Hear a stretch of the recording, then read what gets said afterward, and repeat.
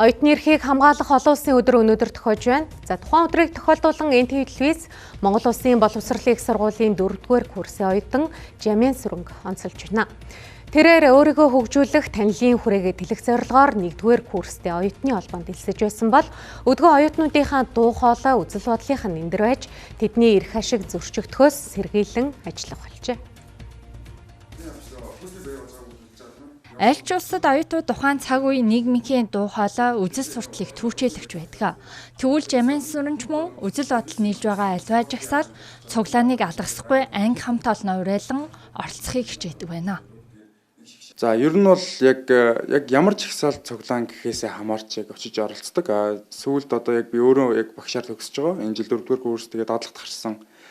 Ийм болохоор яг сүүлд одоо багш нарын цалинг нэмэгтэй холбогдуулсан ийм жагсаал цуглаанд оролцсон. За мөн бас өмнө оюутнуудын эрх ашиг хамгаалах жагсаал цуглаанд бас оролцсон. Монгол Улсын боловсролын их сургууль хэдэн мянган оюутантай. Харин дүрслэх урлаг технологийн сургууль нь 800 оюутантайгаас 3 оюутанд тэднийг төлөөлөн оюутны холбоонд ажилтгийн нэг нь Жамин Сүрэн. Тэрээр оюутнуудын хамт тэдний тулгамдсан асуудлыг шийдвэрлэх хүрээнд сургуулийн удирдлагуудтай уулзалт зохион байгуулж тухай бүр үр дүнд хүрч байсан гэдгийг хуваалцсан. Мөн хөөсний баяр цэвэрлэгээний аяныг санаачлан сар бүрийн сүүлийн өдөр оюутнууд анги танхимаа цэвэрлэх нь сайн жишг болж 3 дахь жилдээ хэрэгжиж байна. Миний хувьд бол яг оюутнуудаа төлөөлнө гэхээс илүү оюутнуудынхаа яг дунд орж ажилладаг учраас яг тэр асуудал нь бас над ч гэсэн яг нүүр тулдаг. Тийм учраас би яг тэр дор нь бол яг сургуулийн удирдлагуудтай хүргэдэг.